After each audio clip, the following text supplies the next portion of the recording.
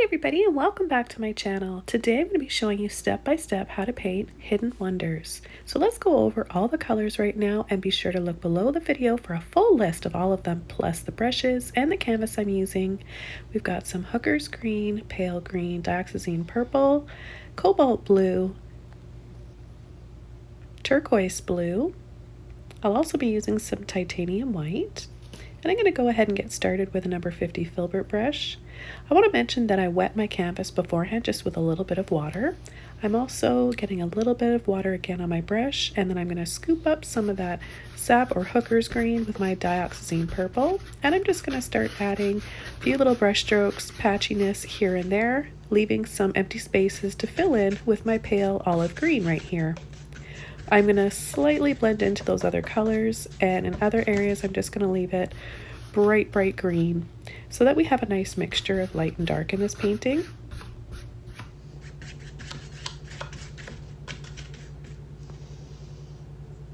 I'm going to take a little bit of white, my turquoise, and my olive green, and I'm going to just swipe lightly back and forth, side to side along the bottom to create my pond.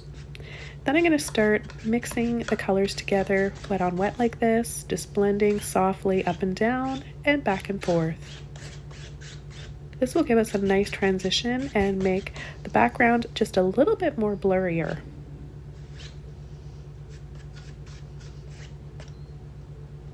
I'm going to go into my cobalt purple and my turquoise, and I'm going to start tapping in for the beginning stages of my foliage, trees, and wisteria. I'm going to go ahead and do that on the other side as well. Now keep in mind the colors are picking up the other colors underneath, creating new colors because some of those are wet, so it's a wet on wet painting style, but you can definitely paint your layers as they dry, so you can add wet onto dry as well. It'll look a little bit different. But I recommend trying both techniques because it's really fun to create a wet on wet technique and make all those colors just look so soft and dreamy like. I've got a little filbert brush here I'm using now, and I'm coming in and adding some more light, starting to create that warm, soft, beautiful light and reflections in the water, just with that pale green olive and a little bit of white. I'm now going to come in with my Dioxazine Purple. Again, I'm adding it over top of wet paint. Doesn't matter, like I said earlier, you can add it to the dry paint as well. It'll be a little bit easier for this part in particular to add the purple over a dry layer. It'll just show up a little bit better. And now I'm going to take some of my sap green along with my purple, and I'm going to start coming in with the other windows or openings here that we have along the right side. I'm going to make these sort of narrow and just simply pulling lines up and down. And then again, I'm going to go inside with a little bit of that pale olive green and titanium white for my brightest light. So the brightest colors for my light, I'm just tinting my white with that pale olive green.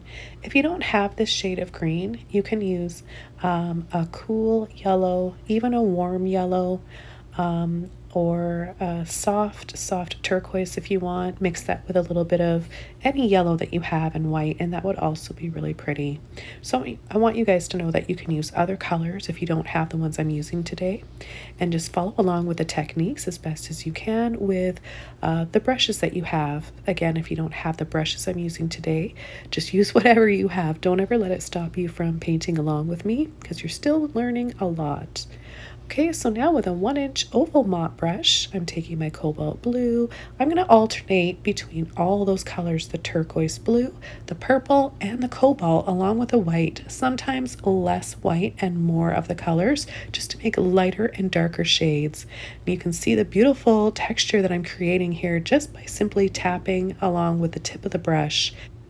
Now, wherever I want to have my flowers or branches look like they're on an angle or cascading, I'll just simply pick my brush up and hold it on the angle that I want it to be on. So it's really versatile using these brushes. Now, if you don't have one of these oval mop brushes, you can use a filbert brush. You can also use a fan brush. And if you don't have those, you can use a flat brush and just simply tap it the same way I'm tapping my brush here. So I'm going to add a little bit of flowers and foliage with the purple, the white, sometimes adding a little bit of that cobalt blue in there. I'm not washing my brush out in between the colors that I'm using. I like to have a little hint of the previous color in the new one that I'm adding. I think that is a nice transition, and it helps to keep anything from looking too flat or too solid, if that makes sense. So you'll have just a natural shadow and highlight and hue going on. So that's really good tip for you guys, to not always think you have to wash your brushes out when you're going from one color to another. Here I'm going to come in with quite a bit of that dioxazine purple along the far right side, and I'm going to start tapping in towards the center. This really helps to draw the eye into the center of the painting.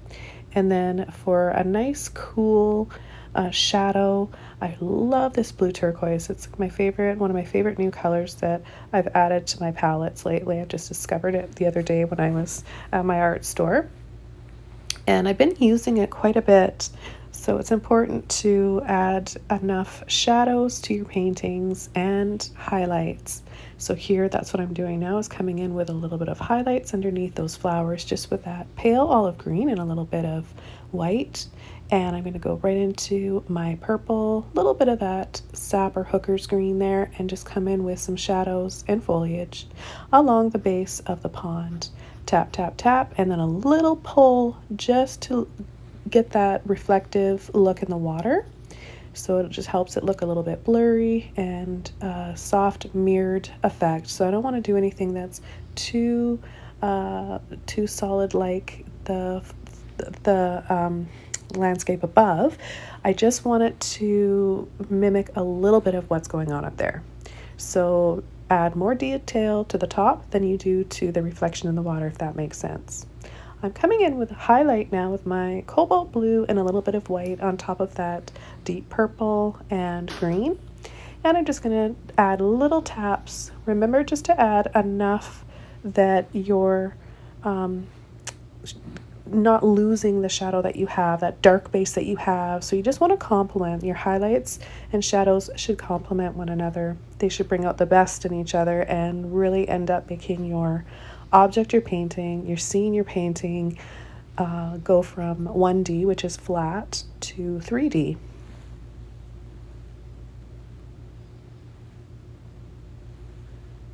So again, adding some more of that blue turquoise here towards the left side, so that it doesn't look exactly the same as the colors on the right side.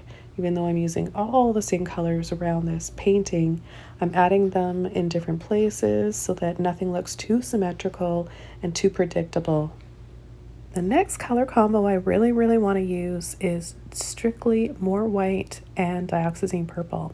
This is going to give me some warmth. So the dioxazine purple is a really nice warm purple. There are ones that are warmer than this, meaning that it's more going to be towards the red family. So you've seen me before in previous tutorials using Prism Purple Violet. So that's also a nice one, but this one in this particular painting, especially against that olive green, really pops and looks complementary together. So that's what I'm using there, is just that purple with more white. And I'm just going to add little hints of that here and there. I'm going to build up the rest of the foliage, just alternating with all those same colors. I'm going to keep adding a little reflective or reflection down below. Whatever I add up top, I'll try to add a little bit in the water. Again, less work, just a little bit more loose with my brush and my technique. A little pull, tap, and a soft little blend. So you can see here, it's kind of like a crisscross. So you want to go up and down and then back and forth. So you get a very soft sort of weaved look. And if you have a hard time getting that wispy, soft look like that, just add a little bit of water to your brush and loosen that paint up, and it will really help you achieve that look, and you'll enjoy that brush technique. Okay, I'm going to load the tip of my brush up with my green and my purple, and I'm going to line it up around the archway of the door here. And I'm just going to tap, tap, tap to make it stand out and look more 3D, and make some foliage, probably wisteria, really stand out, and then just a little, barely touching that canvas, just light pull and flick. So we have some hanging vines. I'm going to mimic that down below, just eyeball it, line it up, very loosely pull and gentle little flicks, so it's looser and slightly messier than what we have above. So when it comes to adding reflections in the water, remember, less is more. Okay, I'm going to tap out a little bit more of that purple so it kind of gradually blends into all the other foliage above and around it. I'm just going to do the same thing down here on the bottom, just a little bit, and then what I want to do is just add a tiny bit of white in with that purple, make it just a little bit lighter. And I'm going to be using another filbert brush, or the same filbert brush that I used earlier. By the way, you can use any size that you want. I think this one is a 12, maybe bigger. And I've got my pale olive green, little bit of white and water in my brush, and just crisscrossing, blend those colors together, and then come in with a fresh coat, nice and bright, in all those windows and archways, and then down in the bottom for the reflection, of course. And I'm just adding a few little lines back and forth like this, purposely picking up a little bit of that purple so that we get some ripples and it keeps looking like there's just gentle, calm movement in the water. Now I'm going to work a little bit more on these windows over here, these little archways or windows, whatever they are. I'm just making this painting up as I go along, and you guys know how I work here. This is what my channel's like a lot. I just turn the camera on, pick a few colors, don't really plan ahead of time what I'm painting. I'd say 99% of the time I'm painting from imagination, on the spot for you guys with no prep or any planning ahead of time. That is what keeps my channel exciting for me and for you viewers as well. It shows you that you can rely on your imagination, trust in it, and create beautiful places. So I'm just gonna apply the same technique, the same colors as I did on the main archway in the center of the painting. So more purple to define the outline, not really trying to make it stand out in a lot of detail, concentrating and thinking about more shadows and highlights, so where that light is coming from and a shadow around it that really complements it. So the purple, you can add a little bit of blue to it if you want. Any dark color, you can definitely add more of the sap or the hooker's green. And I'm saying sap or hooker's green because they're very similar. So if you don't have hooker's green, you can use a sap green. And if you don't have either of those, a really good color combo for a dark green is black and yellow. Now, of course, it depends on how much black you're adding. That will determine the hue of your green. So if you're going to use more yellow and a little bit of black, you'll get more of that pale olive green color, which I used earlier in this painting, and I'm using for the light. Now I'm going to come in and add some more highlights, another layer of flowers and foliage, just tinting my white with either of those three colors, blue, blue turquoise, or the purple. I have to say it's really fun for me to add these pretty highlights in the water, just a little flick here, a dab here, and when you're studying it one stroke at a time, it can kind of make you think that it looks wrong or it looks messy, but just trust that after it's all done, it all comes together. So just keep trusting what you're doing, following along, and taking my suggestions and trying them out, because I know that we can all get stuck and focused on each and every brush stroke and color we add, and we lose focus on the whole, the picture as a whole and the painting as a whole. So try to get out of that and just ignore those negative thoughts that you might be having. Here I'm just going to come in and simply add some sun rays. I usually use a flat brush and recommend a flat brush for this. However, you can definitely use a filbert brush, especially for painting like this where it is just very loose and we're creating more of a suggestion and feeling in a painting. So I just used a little bit of water, white, and that pale green, and added a few little sun rays. Now I've got another mop brush. This is a round and it's a 1-inch, no water at all to the brush ahead of time. You want to approach your palette, your paint, with a brush when it's dry. So this, I just decided to use this brush so I get a little bit of a different texture and foliage going on that will really look like There's layers and layers of beautiful flowers, wisteria, hydrangeas, maybe clematis in there. Picture any beautiful flower that you love and incorporate that into your paintings. That's going to make you more of a happier painter. So you really have to be kind of selfish when you're painting. Do it for yourself. Do what you love. It makes you feel good, and paint your favorite things. It's when we start to think about if someone's going to like it, wonder if somebody is going to enjoy this painting.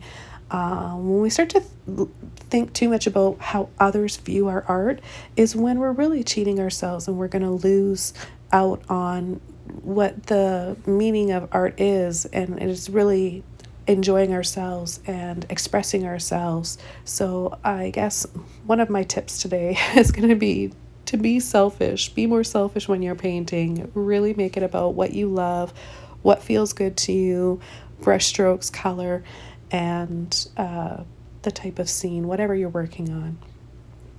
And so I'm just with a little flat brush here, just dabbing and tapping in.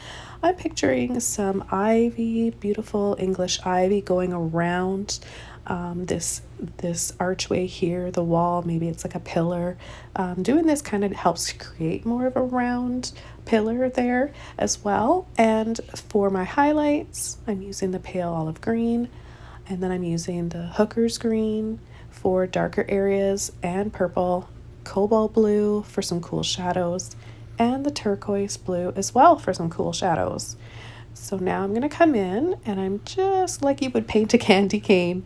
I'm just adding diagonal lines down this pillar here, and I'm going to make them slightly curved so it looks like they're growing and wrapping around this pillar here in between these archways.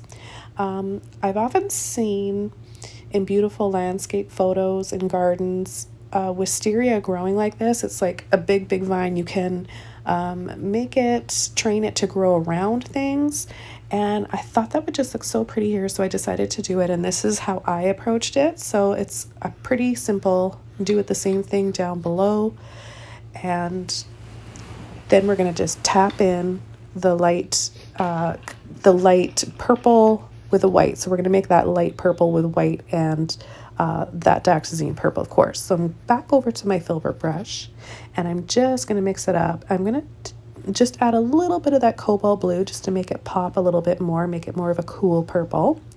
And then I'm just going to tap, tap, tap. You can tap diagonally if you want, but I recommend having the taps go straight down like this. That way you have a little bit of both, and it looks really interesting with the diagonal lines and then the vertical lines. I'm going to add a little bit of the same colors and tapping down in the water as well.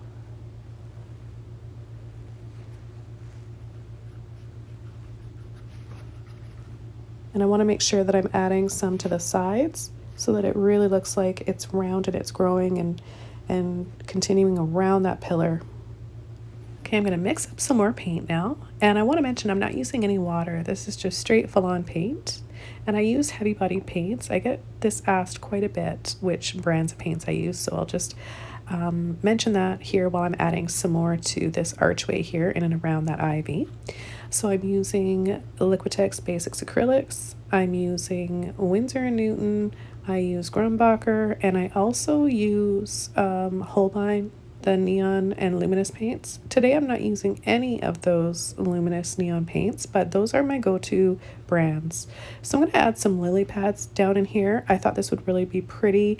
Two of my favorite flowers are water lilies and wisteria, so that's why I'm kind of just sticking to those two for this painting. I wanted to take my two of my favorite flowers and incorporate them into one dreamy landscape.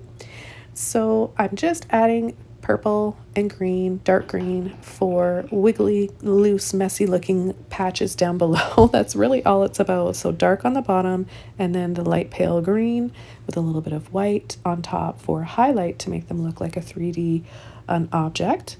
And then I'm just going to simply tap in with a little bit of white and tint it after with some purple or some of the blue for some water lilies. So you don't have to always think that you need pink or peach for water lilies. They come in different colors, so sometimes they're just white. And with some shadows, you can use a little bit of that cobalt blue or purple and white, and it's just going to look so pretty. And then the highlight will be that soft pale green, pale olive green with some white, and more white than anything for your brightest highlights. So you can see here, just with a few little taps, pulls, and dabs, we can create some impressionistic looking water lilies. And sometimes I like this look more, well, and to be honest, I do like this look more than spending hours on making one flower look super or hyper realistic. I enjoy a lot of loose dabs, pulls, and taps in an entire painting and have it all come together as one pretty image. So I'm kind of leaning more towards the impressionistic or slightly abstract style in my paintings lately, and more about color and complementary colors. I'm really led with color. Color makes me happy and makes me feel good. And as well as light and shadow. Those are very important, of course. Light and shadow will make a painting, will make a mood, and invoke emotion. So this painting is just about done. I'm just going to be adding more finishing details here, adding that bright highlight here, outlining the stem. I've added dark green and purple for the shadow inside this one flower that's just budding and standing out above the rest, taking in the beautiful light that's coming in through there and getting ready to blossom. Somewhat meaningful and can kind of represent maybe a stage you're at in your life right now, how you've been holding back, or you're waiting for that big break and waiting for something to happen, waiting for some good news, some positivity, and you're waiting to blossom, you're waiting to just shine. And I think that's what that budding water lily represents in this painting. And again, I just kind of paint things without planning ahead. That just ended up being there, but I think that it speaks a lot and may end up being the focal point in this painting rather than that archway there. I think the light coming from that hitting the budding water lily is what pulls me in and what I notice in this painting. But let me know what you guys think below in the comments. I think it's time to add a little staircase in here. Wouldn't be complete without one. So with just a few lines off to the side there, pull just simple lines with highlight first with pale olive green and white, maybe tinted a little bit with a hint of that purple in there, which is just fine as long as you've got a nice bright right there. So see how inviting that is? With the light hitting the tops of those stairs. And then I'm going to add a reflection in the water, so they're going to go the opposite way. Now in between the stairs we're going to have a shadow. This will help make it look like it's more solid, so that's where I use the purple, maybe a little bit of the dark green mixed in there. So the dark green mixed with the purple will give us a really deep, dark, rich color without having to use black, because sometimes black will end up looking just too flat in a painting. So a good tip for you guys is to think about adding purple and green together. Maybe red, sometimes adding red in with green too can be really striking and very dark and rich in a painting. I'm going to add little taps and dabs now, little flicks for the suggestion of some petals on these water lilies, as well as some purple and blue for a bit of color and pretty cool shadows.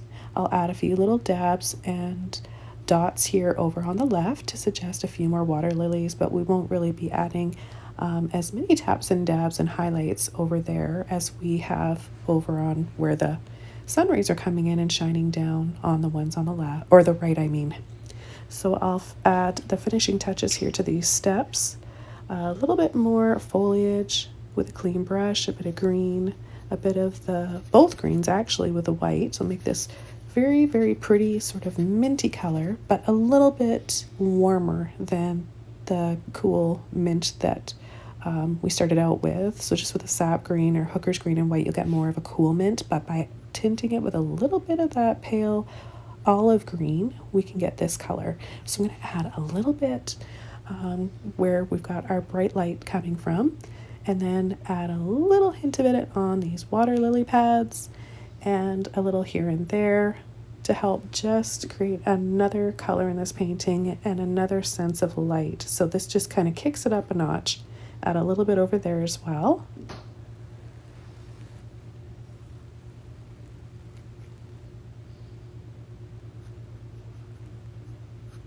So this is just meant for some light balance, but you can use your imagination and maybe think of waterfalls back here, maybe weeping willows that are just sort of blurrier looking, adding a little bit of reflections in the water and more light as well. So I'm adding some blue turquoise now in along with the sap green and the pale green, a little bit of white, and we'll get another color in here, more of like a lighter shade of emerald green, which is also really pretty. Just a little touch here and there, nothing too overpowering. And it's very thin, so it's almost like a glaze I'm adding or a filter. So not a ton of paint, but right here I'm going to use a little bit more for my foliage. This is where I want it to be a little bit more solid, so I'm just going to tap in. Again, I'm using the blue turquoise and the sap green. I forgot for a minute what it was called.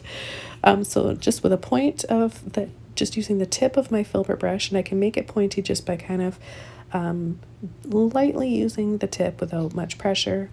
I can add some more vines and leaves, and just along any edge that I want to add some more to, like the stairs, those pillars. Just use your imagination. You can add them wherever you want. You don't have to have them exactly where I do. What I like to do is demonstrate my paintings and what I add to them and where, and then encourage you guys to do your own thing with it. You're welcome to follow along exactly step by step with me, but I definitely encourage you guys to use your imagination. Take what you learn from me and twist it into your own unique art style and landscape. So I'm just going to continue along here with this green and blue turquoise, a little bit of white, and here I'm going to tap and dab and slightly pull and add some more leaves here on the side, or giant English ivy leaves, little reflection in the water.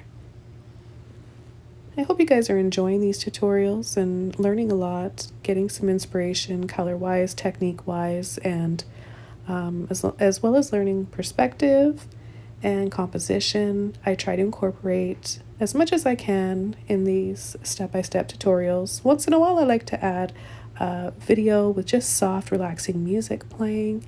You can still learn a lot from watching, and sometimes it's even nicer to just listen to some soft, relaxing music and watch me painting. So I encourage you to watch all my videos. Even when I'm not talking, you can still learn a whole lot by watching what I'm doing.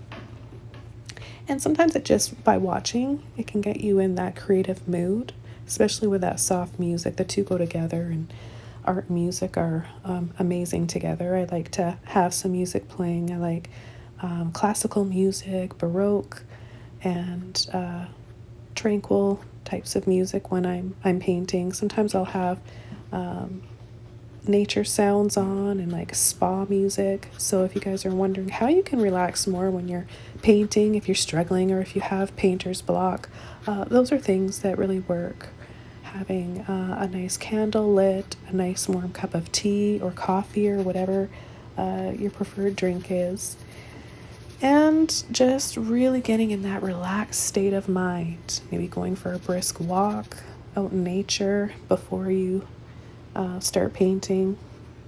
So I'm going to add the finishing touches here, a little bit more light, because acrylic paint does dry darker, so it's quite expected and normal to have to come in again a few times as those layers dry with more highlights.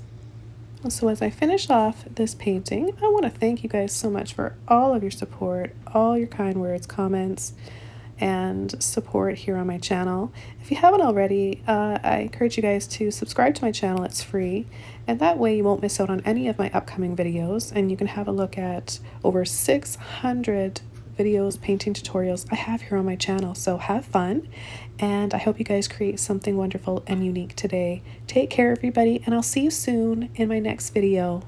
Bye!